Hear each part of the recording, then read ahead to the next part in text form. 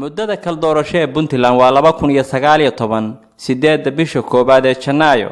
waana markii sharaad oo xilligan oo kale ay u soo gashay Puntland loogana tabaabashaysto doorasho madaxweyne iyo ku-xigeen iyo midda baarlamaanka iyo isdoorashadooda guddoon oo ka sii horeysaba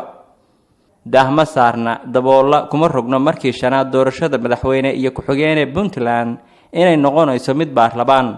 codka ay ku soo baxayaanna oo yahay midkii horeyba looga bartay Puntland ee ay dhiibanayeen 66 xildhibaan ee baarlamaanka oo ay soo xulaan odayaasha dhaqanku taas oo aan fasiraad cidna uga baahnayn in markii shanaad Puntland ay ku hungowday gaarista doorasho axsaabeed oo qof iyo codkiis looga natiijaysto haatan meelo badan oo Puntland waxa ka socda galaangalka xildhibaanada cusub ee bedelaya kuwa hadda gabaldhacsaday waxaana loo weel qaaday soo xulidda 66 xubnood ee habka qabaa'ilka ku qotomay iyo beela kala lahaanta taas oo ah sidii ahaa tiirkii lagu muday asaaskii Puntland ee sanadkii 1998 umana badna bogaadin in lagu tamiineeyo baarlamaan tagay waxaana ay dhabaha raacaan xilkuna uu ka dhamaadaa iyaga oo dhaliil magowsaday dherif badanna loo qabo balse dhaxal lagu tusma qaato taasi uma noqoto hadba baarlamaanka soo dhalanaya siiba dhaqanka oo leh awoodda soo xulidda baarlamaan maalinba waasiye maanta ka duwan maalmo hore oo u ekam lana soo maray marka laga hadlayo Puntland waa mid wixii tagay waayo aragnimo ku filan waa tan labaad ee danaha dadka dalka iyo duruufaha ku xeeraniim waa ay ka culus yihiin kuwii hore ee lala soo tacaamulay waana tan u baahan in laga tasho yeelmo adag lagana yalaalugoodo yeel furashooyinkii la soo arkay weella gunta ayuu ka talmaayay meesha ay goboodu tahay waa baarlamaanka oo ah midka haddii lagu guuleysto oo meeldayistiisa iyo soo magooshigiisa xulasho la fili karo guul weyn oo xagga dawladnimada Puntland laga gaaro haddaba baarlamaan noocee ah ayay maanta u baahan tahay Puntland baarlamaan maanta waxa loo baahan yahay in la soo xulo ee ka turjumaya dareenka ummadda Puntland Maxamed Cabdiwahaab waxay dheere dhinaca dimuqraadiyadda iyo horumarinta dawladnimada waana gudoomiyaha jaamacadda Admas ee magaalada Garowe aniga waxaan arkaa Puntland maanta waxay u baahan tahay baarlamaan ka duwan kuwii hore ka aragti fog ka waxa weeyaan odayaysan ka waxgalsan baarlamaan maanta waxa loo baahan yahay in la soo xulo ka turjumaya dareenka ummadda Puntland waxa loo baahan yahay baarlamaan fahmi kara maanta ummadda la samata bixiyo waxa loo baahan yahay xildhibaan xishoonaya oo ummadda ka xishoonaya oo ilaahay ka xishoonaya oo ilmihiisa iyo gurigiisa iyo guriga ummadda qofka ka horeeya Puntland ama dadka Soomaaliyeed isku si uga fikiraya loo baahan yahay waxa loo baahan yahay xildhibaan fahmi kara shaqada xildhibaanaba waxay tahay oo qofkii ummadda ka samata bixi kara ee ka fikiraya inuu doorto codkiisa siiyo oo codkiisa uu kala xisaabtamo oo uu ku kontrolo oo uu yiraahdo waxa naga ballan qaaday ma fulisay waxa loo baahan yahay xildhibaan halkiis uu ka weyn yahay gubaysi ama xaafad gaar ah ama qoys gaar ah waxa loo baahan yahay xildhibaan fahmi kara baahida dadka Puntland ay u baahan yihiin sidaasi uu sheegay Maxamed Cabdiwahaab si aan ka durugsanayn taabanaysana tayo qofnimo mid aqooneed iyo alla u dhawaanshaba waxay ula muuqataa in wax lagu soo xulay Yuusuf Abshir oo waayihiisa aqooneed ku weheldarsaday wax ogaalnimo dalka iyo dadka qusaysa wax badanna u dhuundaloolay dabacsanaano ay lahaayeen dad xulashooyin baarlamaan oo Puntland soo maray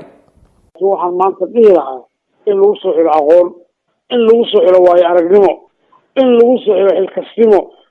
in lagu soo xiro ilaa aqoon waa inuu dalka wixii ku xunashay kara wixii ku soo dhashay kara waa in loo gartaa ninkaas in dadka iyo dalka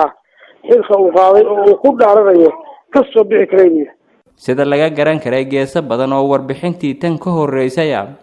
waxa ay galgaal bixinaysay gaabisyo badan oo dhacay iyo guul darrooyin laga tirsaday golayaal baarlamaan oo horay la isku soo arkay xag la laabnaantooda iyo xeeladaysigooda dhuunina waxa loo xusaa mid ka soo bilaabata xeeragalkooda ka hor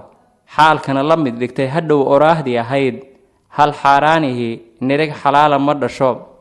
taasoo macna ahaan u dhigan haddii aadan magoolsan ruuxa matalaya masiirkaaga ummadnimo musuqmaasuqna aad ku soo saartid maraan fogeyn mooskaaga inaad ka arkaysid xumaashaha miro dhal ee ay leedahay. waxaa khasaba in broseska loo marayo doorashada baarlamaanka uu ka duwanaado kuwii sidii hore loogu mari jiray. wax kasta si xal leh ruux raragubiyeysan in la golo keeno marka horeba inay tahay midaan habboonayn waxa uu arkaa cabdisalaan maxamuud jaamac salwe oo ah saxafi ogaal dhow u leh arrinku meesha uu ka buko oo aan loo soo dirin baarlamaanka nin caraysan oo 100,000 oo doolar laga qaatay oo la rafaadiyay oo laga soo xanaajiyay oo yacni 10 telefoon ku soo dhaceen oo laga nixiyay lala soo diriray oo isagoo xanaaqsan imaanaya in baarlamaanka soo galiya oo markuu baarlamaanka yimaadana u haysta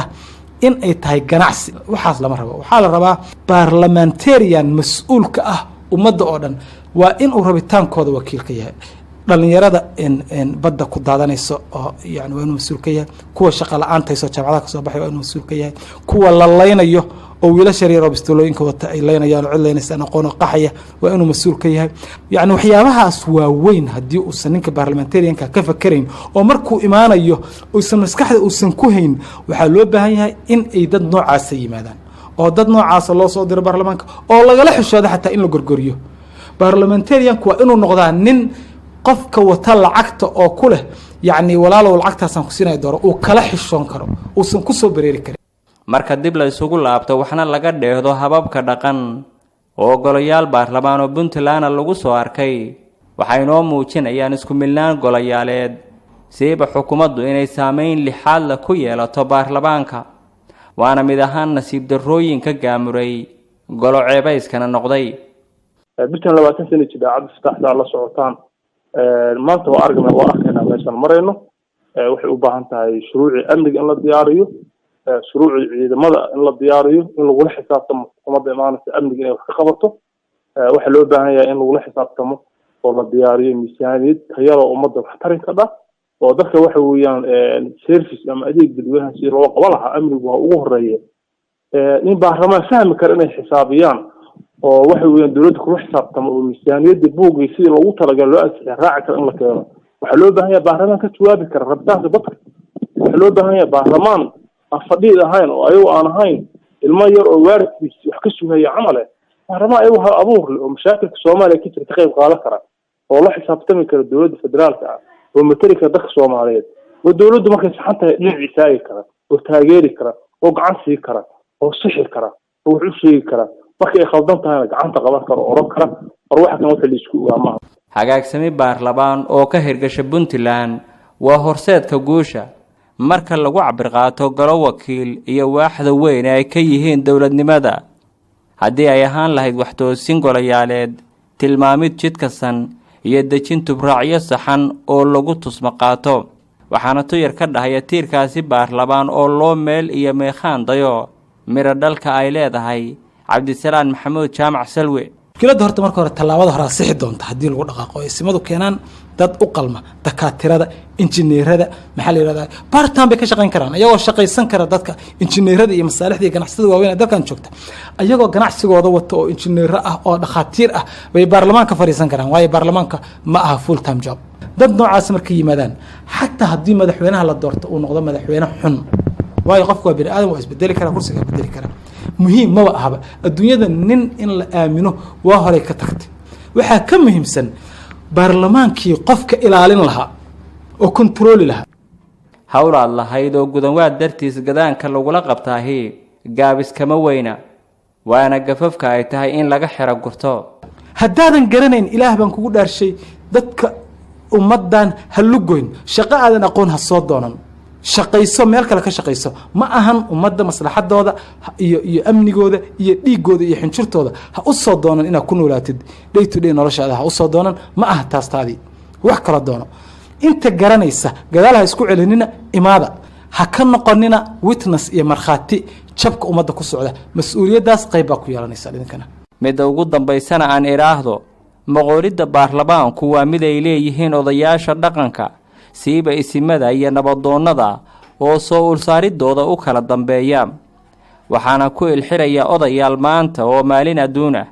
iyo maalinka dambeeyaba waa xisaab idiin taalla xumaan iyo wanaag wixii aad ka fashaan xulidda baarlamaan malaayiinta qof ee reer puntland ee xigmaddiinna wax maamulid iyo maqoorid u martida ahna idin xasuusinay cabdifitaax cumar geedi raadiyo daljir garowe